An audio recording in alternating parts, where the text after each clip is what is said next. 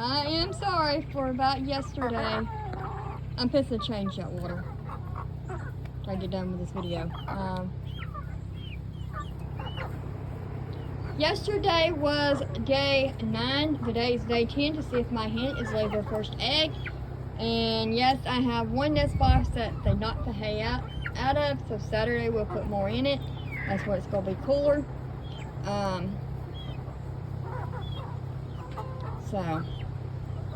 And then we got hay. I gotta put more hay in these two. So let's check for eggs. Looks like I need to put more in that one too. Nope. Nope. Nope. Nope. Nope. Nope. Nope. Nope. These just turned 22 weeks old. And they are 20 weeks. So, I